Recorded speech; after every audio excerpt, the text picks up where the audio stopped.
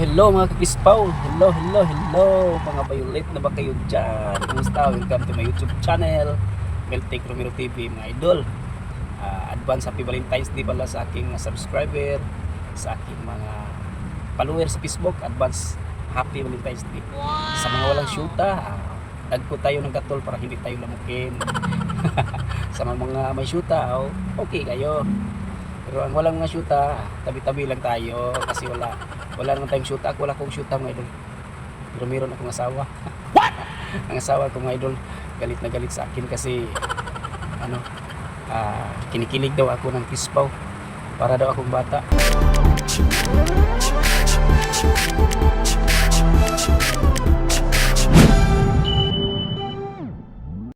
Iba talaga ang kispaw mga idol kaysa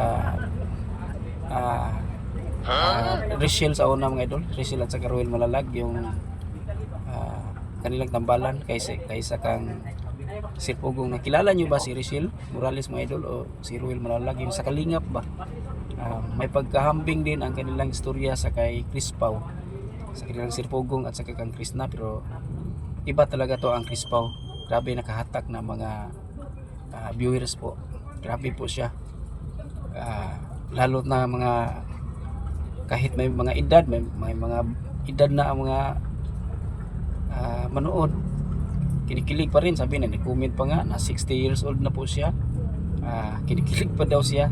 So abangan natin ang mga susunod nila na mga story mga idol hanggang sa huli nilang teleserye ngayong February 14. At saka ningon si Sir Pugong, after that February 14, more on private na po ang kanilang pag-usap ni Krishna kasi iba talaga ang kanilang respeto ni Sir Pugong kay Krishna kasi nirespeto niya at saka pangarap niya na tapusin ang pag-aaral si Krishna. Tapos ano kaya ang mga hakbang na gagawin niya sa sunod, or mag-propose na ba siya pagkatapos ng kanilang, kasi sa ramdam ko mga idol may relasyon na sila hindi na po ingon na sa inyo. Comment kayo mga idol, sa tingin niyo may relasyon na po sila, di ba?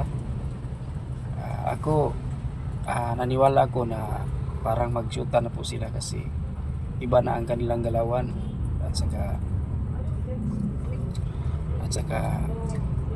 abangan natin na baka mag-propose po si Sir Pugong half in the year, mga kalahating taon siguro nitong 2026. Baka makakita na tayo ng kasalan. Yan ang aking reaksyon mga idol sa kanilang tambalan po. At saka grabe po ang hatak ng kanilang tambalan kasi iba talaga ang Chris Pau.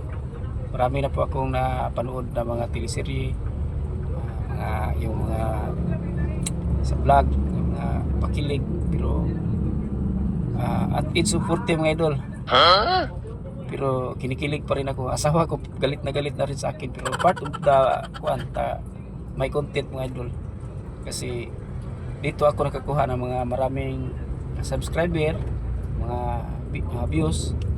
So tayong mga content creator mga idol, maghanap naman tayo ng ating niche, ating saan pumatok ang ating content. Yan lang po ang ating hinahanap. Tapos pag mag-click siya, diyan tayo makapokus, di ba? So dito talaga ko nakapokus sa Chris Pau kasi marami tayong nakasubaybay nito, lalo't na sa mga OFW. Maraming salamat po sa inyong lahat. God bless po sa inyong lahat. Welcome to my YouTube channel. Sana po mag-subscribe po kayo.